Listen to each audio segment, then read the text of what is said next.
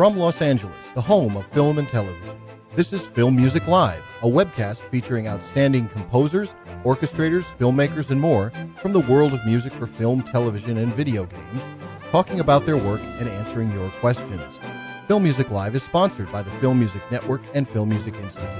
And now the host of Film Music Live, Daniel Schweiger.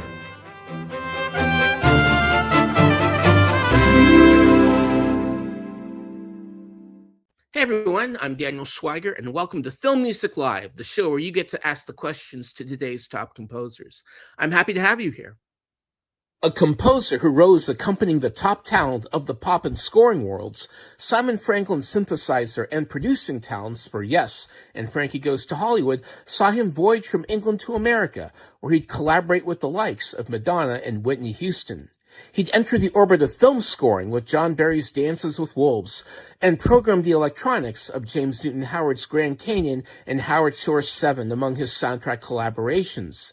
But it was Franklin's meeting with James Horner aboard James Cameron's Titanic, for which he'd work on both the Oscar-winning score and song My Heart Will Go On, that set Franklin on the course to assist Horner on Avatar, and then eventually solely score its Planet of Pandora.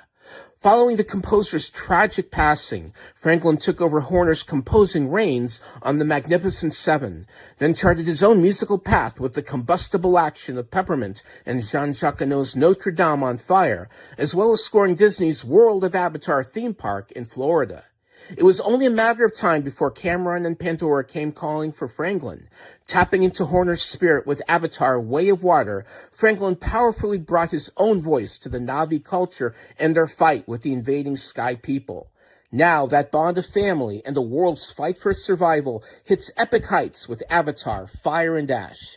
Given Cameron's most immersive dive with Jake and Neytiri's clan, Simon Franklin has called upon the tribal sounds and mystical connections of the animal kingdom, along with the twisted militarism of returning avatarized villain Quaritch and the chilling sorcery of the Na'vi witch Varang.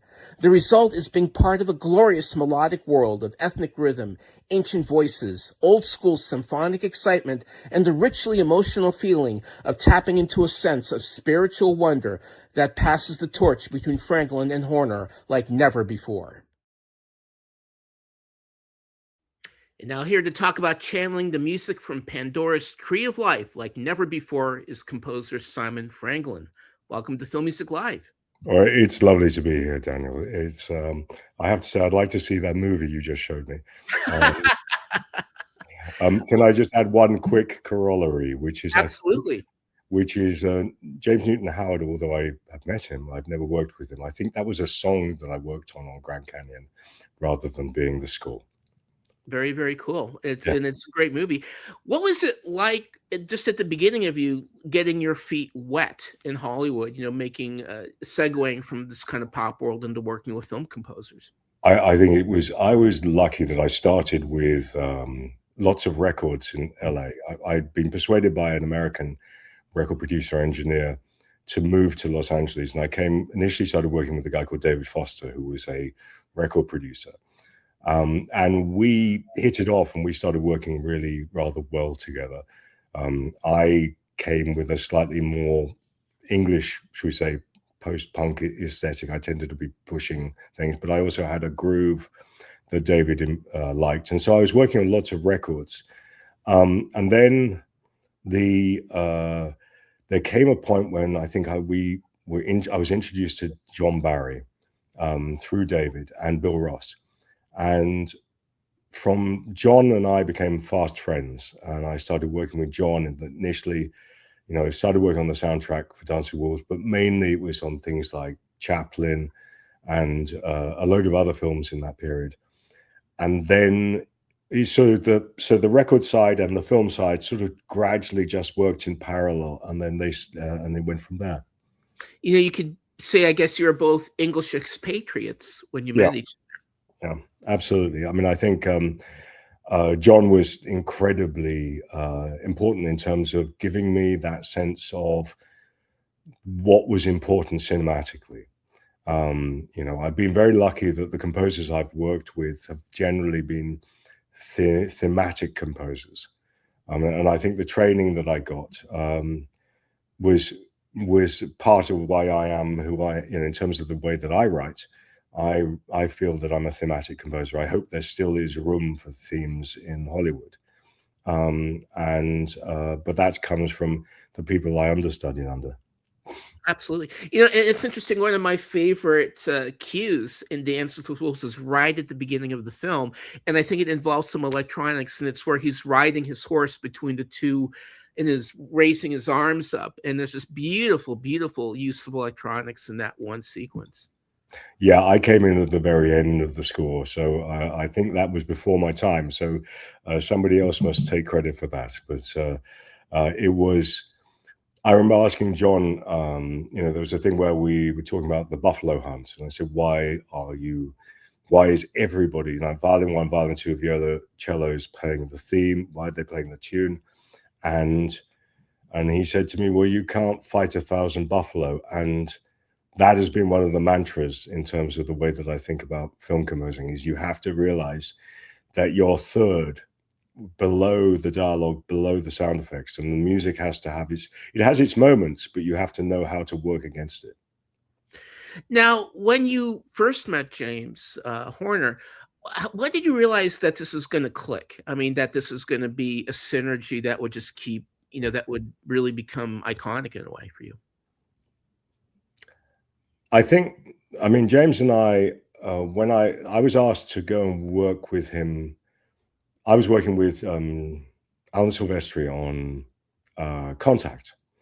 And I got this call from his agent, who happened to be James's agent as well, saying, "Would you go and meet James?" And I think we had a similar aesthetic, but after doing Titanic, and obviously the song, things were doing very well, I went back to England.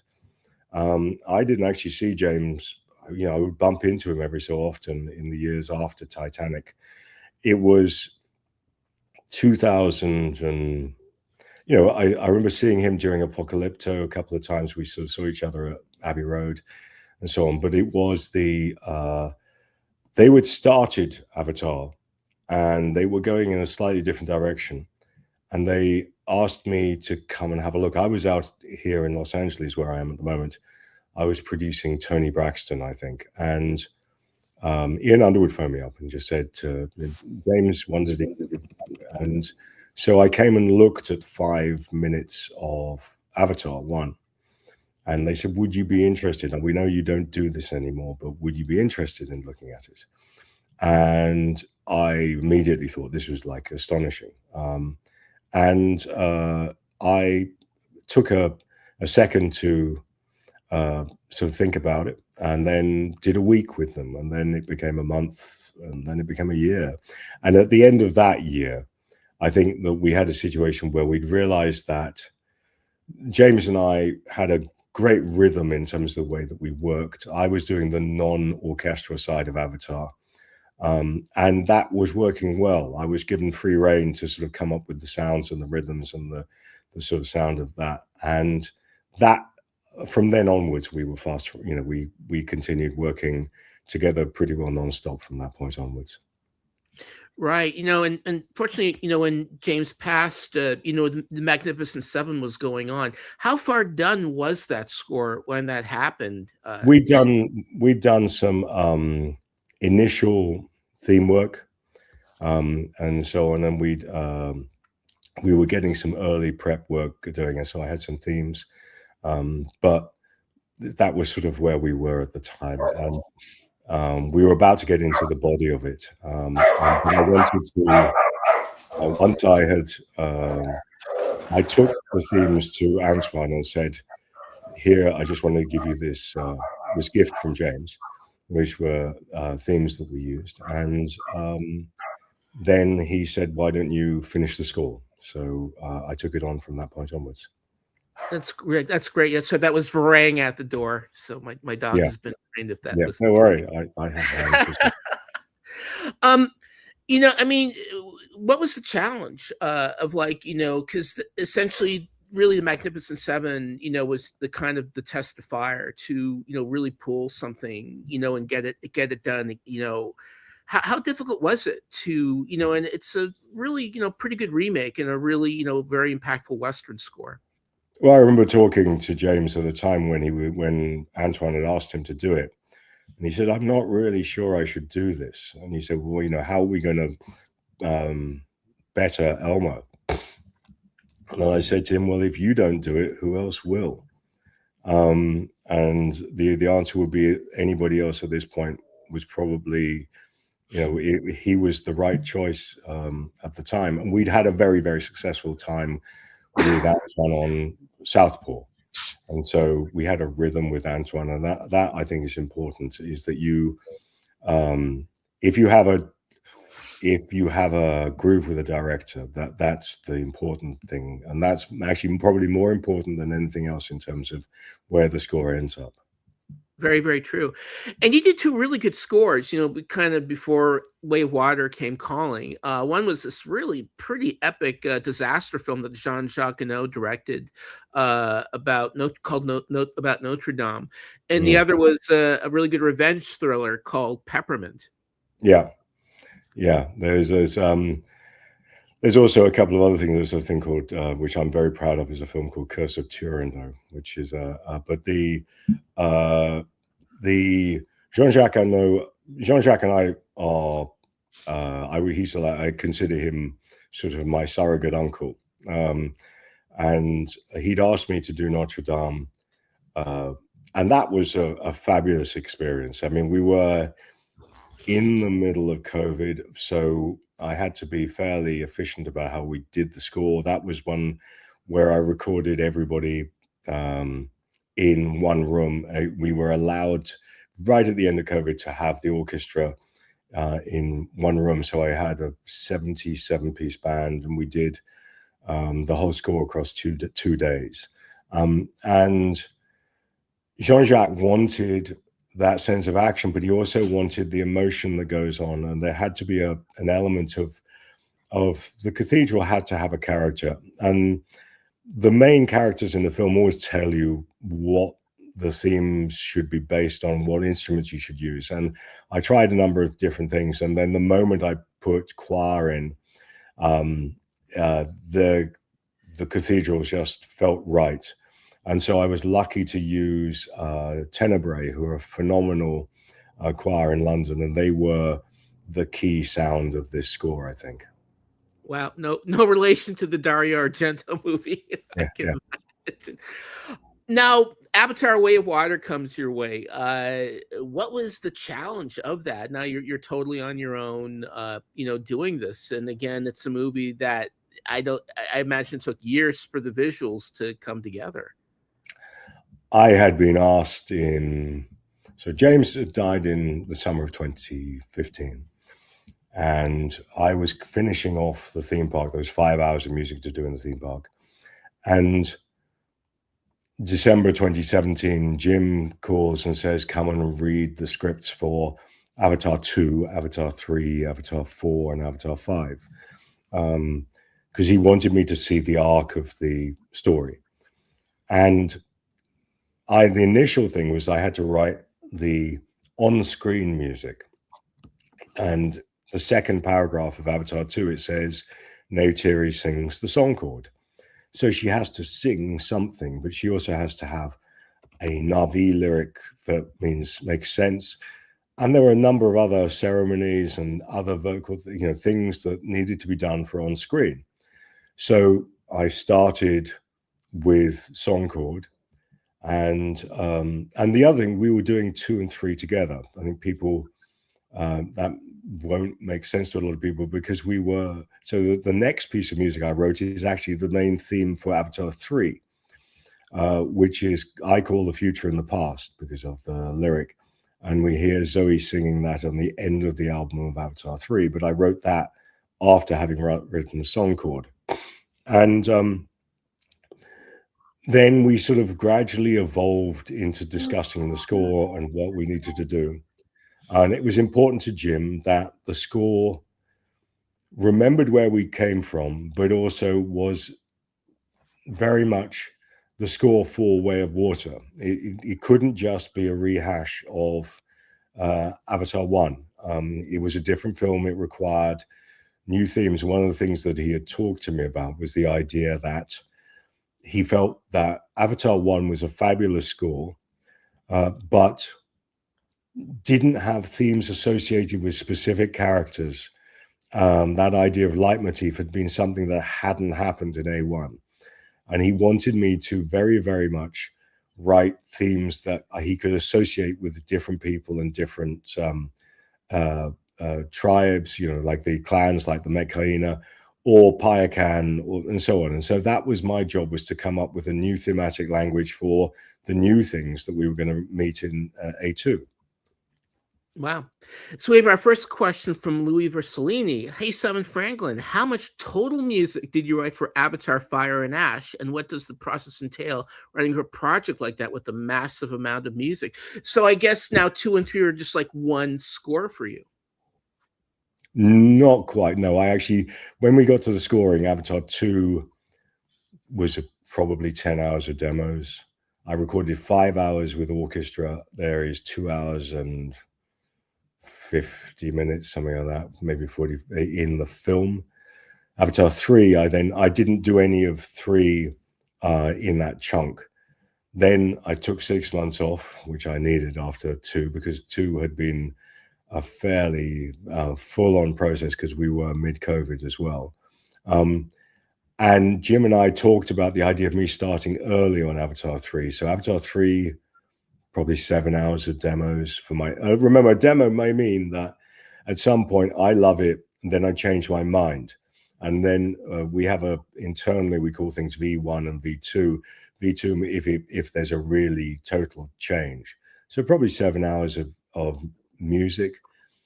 Then I recorded with orchestra 4 hours. And then there's 3 hours and 4 minutes and 16 seconds in the film. And in terms of doing that, well, there is that joke about how do you eat an elephant? And the answer is one bite at a time. You just start somewhere and you keep going until you run out of film. I would tend to do it by looking for the big stuff, the big rocks first.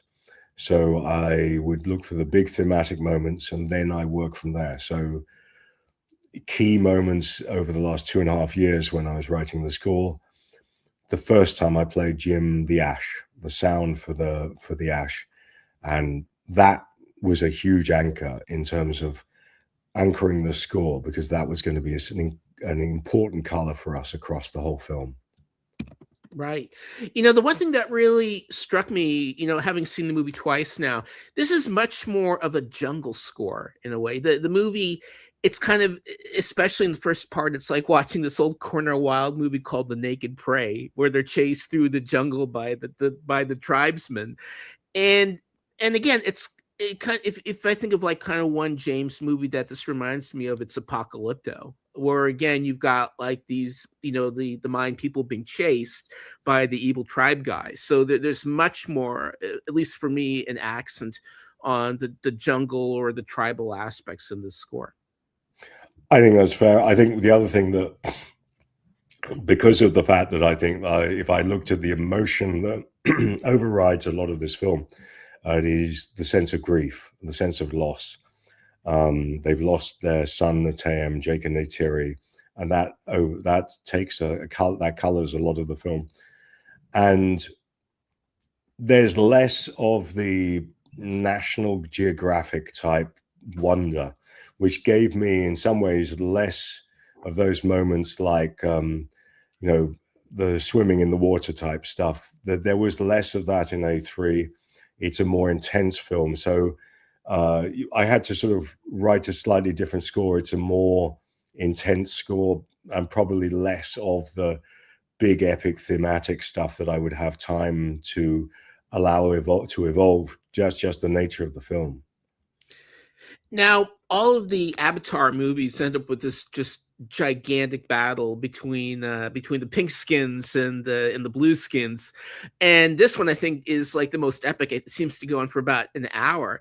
With they're winning, they're losing, they're winning, they're losing. Which brings us to Aaron Cruz's question: can you share a bit of your spotting process for Avatar Fire and Ash, particularly in the big climactic battle? So I'm lucky that I have a director who cares desperately about music.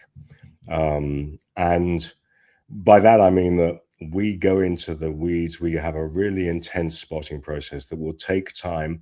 And often we may respot. Often I may rewrite, and then Jim has an evolution of his thoughts about how he wants something to be,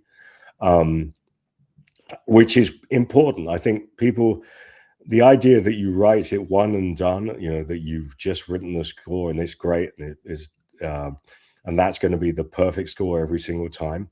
The thing about Avatar is that I'm allowed to investigate where to go. And also Jim is allowed to change his mind or to have say, hey, what about doing this and this and that and so on. So the spotting is an ongoing process. There isn't just a case where we start spotting at the beginning and then it never finishes. The action sequence, one of the things I look at is tempo. And so if we take the hour of action or so that is there, one of the things I'm looking for is how I can, it's like sort of tension and release, but I'm also upping tempos gradually as I go along. So I may be starting at 90 and then there's a gap. Then I will be at 110, then there's a gap. Then there's a 120 and there's a gap. Then 140 and then even 170. And I'm pulling back because I don't want it to just be or the whole time. And because themes help me a lot in this case, because I can use the themes also to allow the music to act as a narrator for the action, especially with a film like Fire and Ash. There's so much going on that the music can be there to help you decipher who's winning, who's losing, what a specific character is doing on screen. Yeah, I mean, I think my favorite sequence in the film is where Naturi goes to the compound to rescue Jake, and you bring in some kind of really interesting chopping industrial electronic rhythms, which are something kind of new to the whole musical approach. Yeah. I mean, this one I had, I could open out a lot. The palette was a lot wider than we've had in previous films because the Ash allowed me that. To bring the synthesizer work in, that was my old day job. If you take things like Seven, where I was doing all the grungy stuff with the synths with Howard Shaw. So I'd had back in the day when I was working for other people, the synths work was important. And I think that A3, I've done a lot more synth work. There's a lot more grungy stuff, as you said. And that was important, that industrial complex. You're using colors based also on your environment, and those sort of tribal drums, that sort of sense of organic, didn't feel right once we're inside the RDA's main headquarters. Right. Now we've got a question from Dale. Can you explain what MPE is? Which controllers of that ilk do you prefer, and the ways you've used them in your scoring? So MPE is a thing that allows you to polyphonic, I wouldn't say it's multi-polyphonic effect, but it basically allows you, there is a normal keyboard allows you to play with either it's a pressure or there might be poly pressure. MPE allows me to say bend one note and not bend another note. And so each note can have its own character. And what that allows us is a lot more sense of humanity. One thing I do a lot of in terms of the way that I program is do things like micro pitch shifts so that maybe a sound isn't quite as perfect. And MPE allows me to give even synthesizers a more organic feel. And that's where I use I have the Linstrument, I have the Osmos, I have the Haken Continuum, I have the Earache Touch. I have a number of MPE controllers. I think they're great. Now, one fun thing I did last year was I went to Animal Kingdom at Disney in Florida, and I did the Banshee ride, and I think my stomach is still back there. Which brings us to a question from Copy and Composing. Now, after working on the World of Pandora for Disney's Animal Kingdom, did any of the material make it into Fire and Ash? Any key differences? No. In a word, Animal Kingdom is Animal Kingdom, and it is Disney. At Disney World in Florida, there's 5 hours of music that I've got in that park, but it is very much part of that. It's meant to be. I write for the specific project rather than cutting and pasting. There wasn't anything there that felt like it would have been right, and even if it had been, I think, first of all, I had to have gone to the Disney theme parks and said to her, can I use this? But no, I mean, we've announced that there's another park coming up in a few years' time, and that will be a different process again. I'll have to start thinking about what to do on that. But the parks are very much the parks. They are based on the sense of Avatar 1 and 2 in terms of Florida.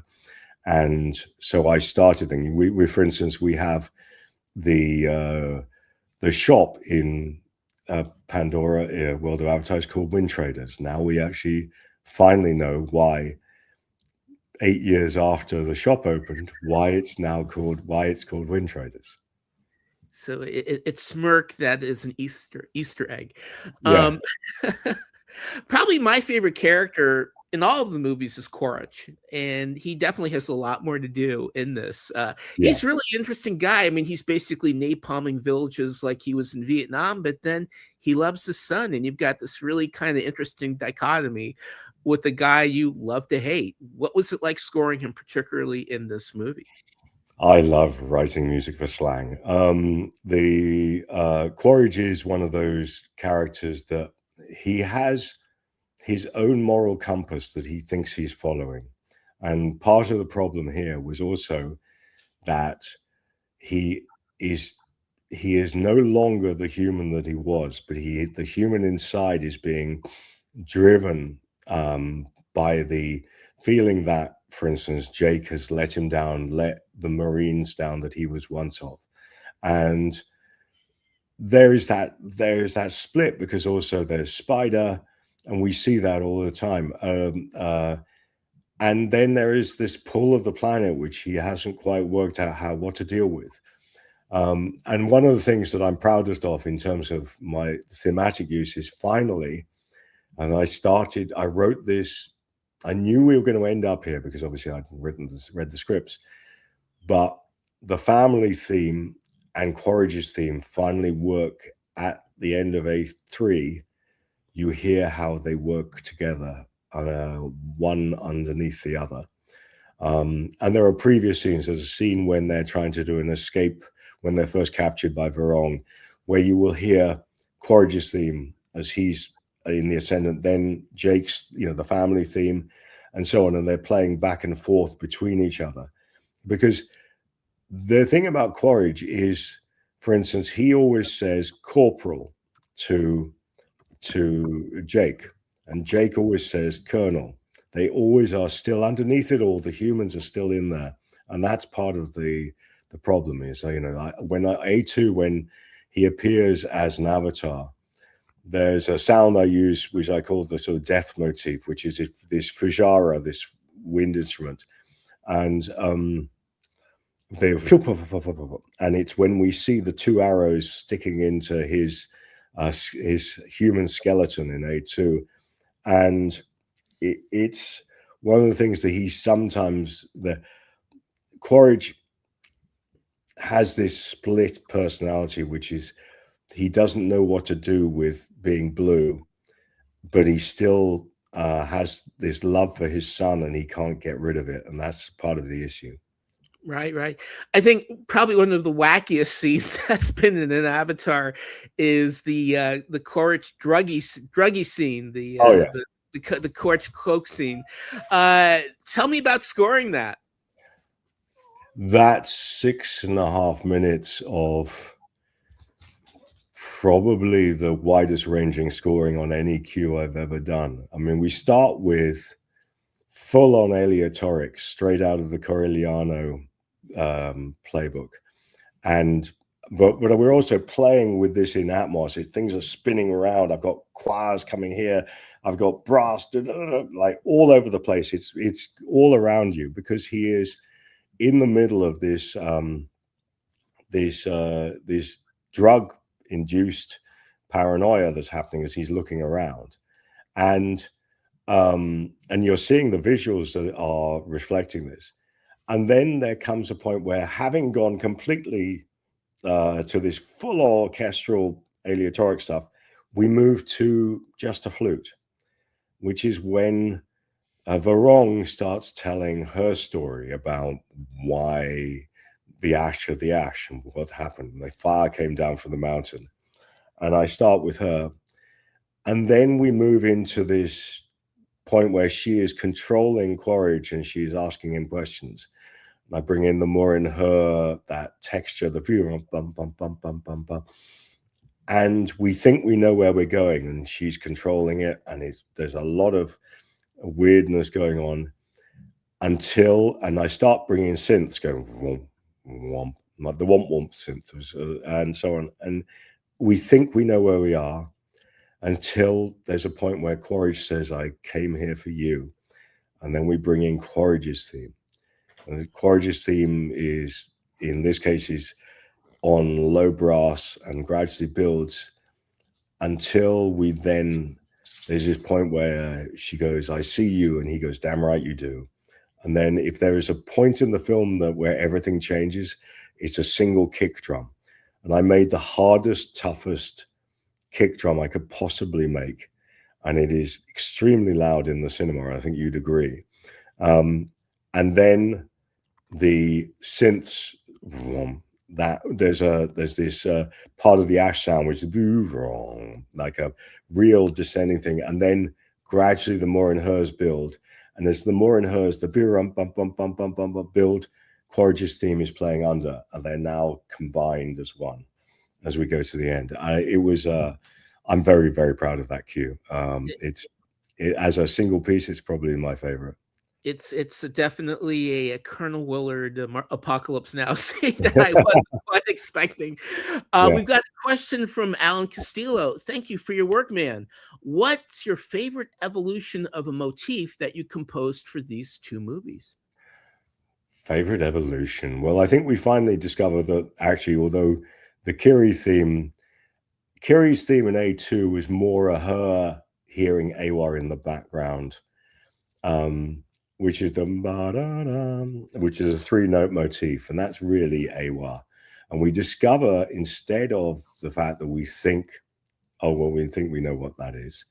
And then in A3, we discover that it has words, which in this case are ma-ewa, ma-ewa.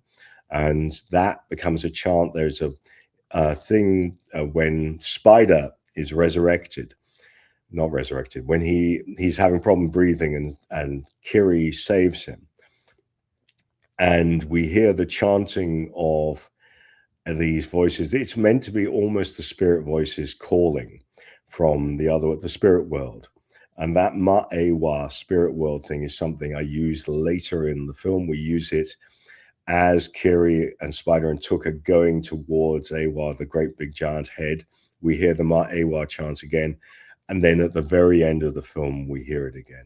It's an evolution. But then we also discover that Kiri actually has her own little motif, which I use for her with Spider. Or it's more Kiri's motif. It's and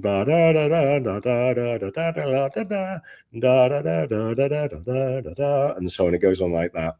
And I use it on Solo Violin, played beautifully by Alyssa Park, at the end of the opening scene when Kiri and Spider are together. And then we use it. I use it a number of times with Kiri and Spider, but I also use it when Kiri jumps into the water saying they can't win, and she goes off to risk her life to save her. So Kiri's theme has evolved as well.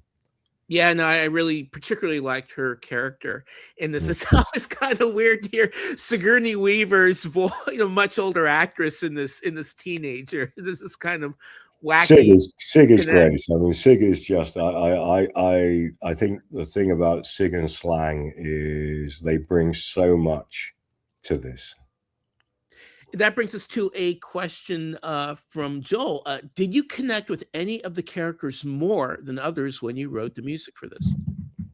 Oh, interesting question. That's a very interesting question. Varong, I have to say, I mean, in terms of writing music,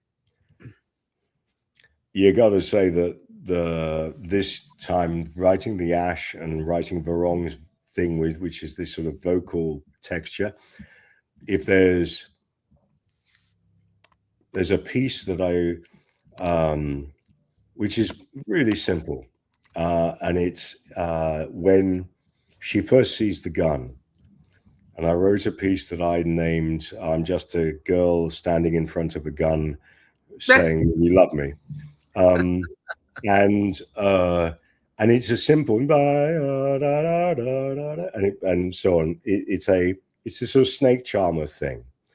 And I think that I was very pleased with the way that worked. I thought it was a simple thing, but it told a story. It told the story of Varong. So, and Una was phenomenal. I mean, I remember when Una first arrived on set, and I had to write some stuff for her early on, 2018. I think we were doing the fire dance, which for the musicians out there, the fire dance is in 5/4 because everything the Ash do is wrong. So I wanted it to be just so that the rhythm was wrong and so on for the Ash. And Una would bring me things from the middle, send me music from the Amazon rainforest and stuff like that. So, hey, listen to this and so on. She was very much somebody who was very enthusiastic about everything she did. Varong is easy to write for because you just put that image up on the screen and it just grabs you. In a way, Varang is kind of like Wes Studi's character in Last of the Mohicans.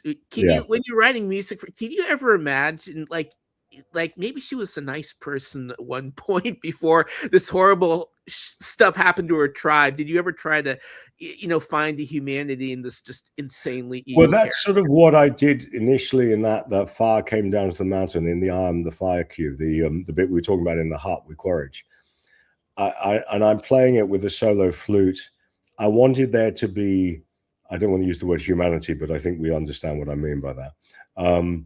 In her, there is this loss, there is a sense that she's had everything that she thought she understood had been stripped away from her.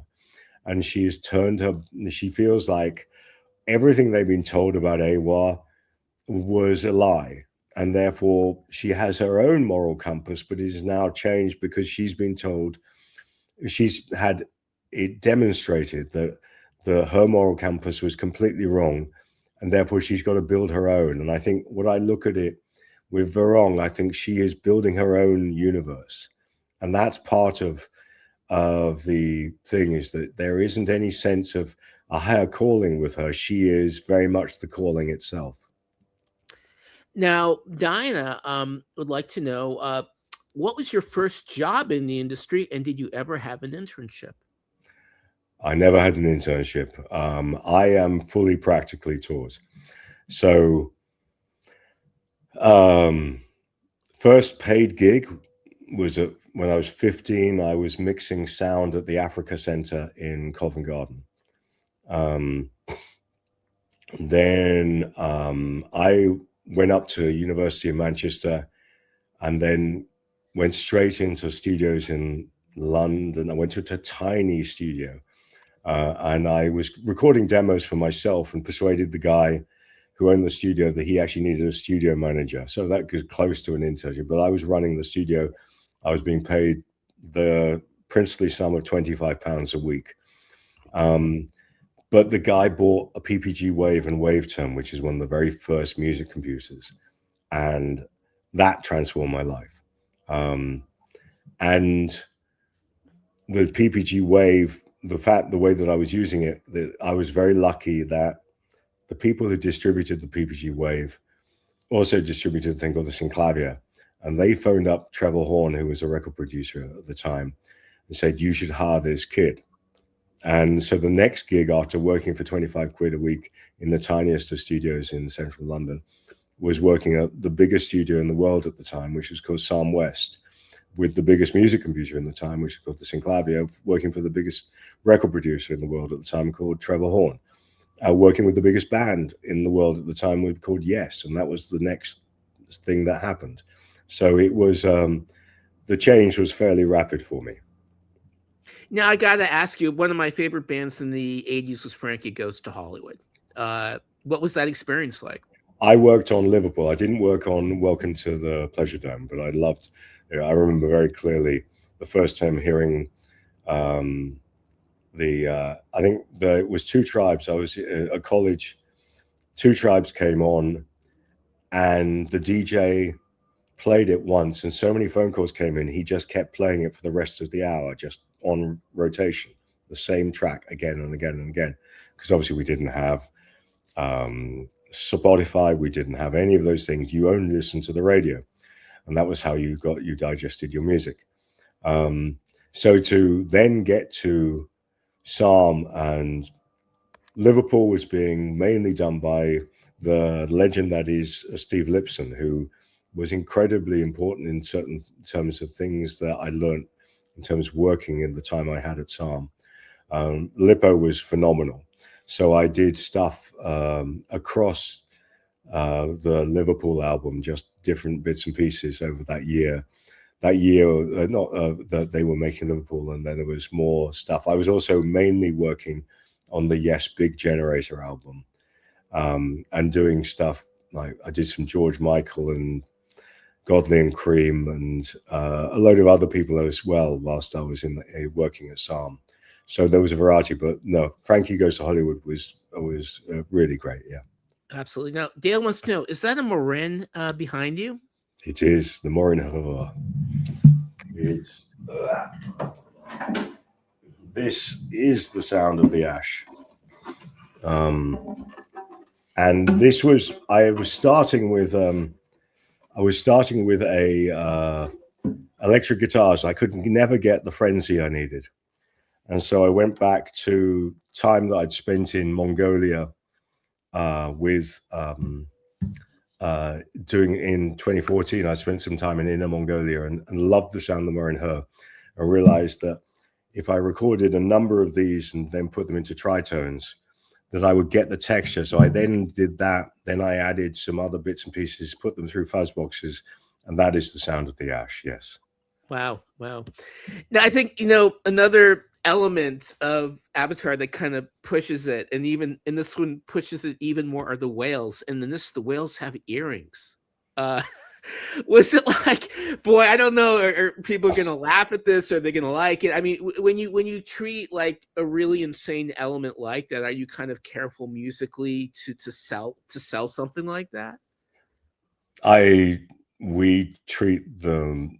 I mean, I have a theme for Payakan and for the Tulkun. It's sort of like I use a bit of it for both, but mainly it's meant to be Payakan. But I feel like I can extend it to the Tulkun in general. I wrote the theme for the Tulkun based on resonant frequencies. I mean, the circle of fifth type thing, but it basically, the Tulkun have two swim bladders, and I and the sound effects designer on A2, Chris Boyes, we went and met with one of the chief whale song specialists at the Scripps Institute in Los Angeles. And we were talking about how whales make sound, because there was a point when we were talking about them singing. Now, we talk in the film about their song. So there was a scene where we would have heard the Tulkun singing. If you listen to the album, it's in the film, but it's more clear in the album. You can hear some of the textures I made on the opening of the Tulkun ceremony cue. I turned them up on where they are in the film. And that sound, I built a texture. It took a long time to get this idea of allowing resonant harmonics to build. And then once I got this texture for them singing, then I realized that if I had on a piano, if you go like this, you go and so on. That is the sort of way that you can talk about textures. About harmonic series. And so I changed a couple of things, and that became Parkan's theme. In terms of jewelry, I've always treated the Tulkun as being super intelligent. Parkan is just a lovable Labrador. He is basically Loak and Parkan are a boy and his Labrador, because Parkan is a young kid. He's not, as you can tell when you meet the really big Tulkun, he's not very big at all. We think he is, but he's not. And there's constantly this idea that the Tulkun have songs, they have culture, and the idea of that they are connected to the Metcayan, they're connected to the Na'vi. So the idea that they might enjoy that they might have rings and they might have tattoos seemed to me completely logical, given what happens if you think about the way that we often put there's sort of, there are cultures who adorn their animals, and this seemed to be a similar idea. Right. I think if there's a moment in the score that kind of like where you connect to Horner's spirit through Awa, it's the kind of what you could call the Horner war cry, the da da da da, and you hear it whenever you see the bad guys, the military. The danger motif. I feel like I'm honored to be able to use it. I would only ever use it for this film, because we did use it quite overtly in A1, and given that, I feel that it's one of those things. I hope that James looks over my shoulder and is happy. I would never use it on anything else other than this, but it seems appropriate and something that we can go back to Clash of what was it the first time it came up? I know it comes up in Star Trek 2, but I think it might be in the Battle Beyond the Stars. Battle Beyond the Stars. Yeah, for sure. So I feel like it's my nod to James. I mean, obviously, you were a fan before you even worked with them, but again, you've really kind of taken the Avatar music and have made it your own, with particularly in the score. I mean, how do you think you're kind of paying it forward in a way? I don't have any choice. I'm not trying to. I'm a very good Simon Franglin. I'm probably not a very good James Horner. And what I can do is take forward my friend's DNA and carry it with me. In that the films are a series. And therefore, I should be carrying the DNA of A1 with me to A2. And likewise in A3, I'm carrying the DNA from A2 and A1 into A3, but A3 is a different score. It's more intense, it's darker, it's more in your face.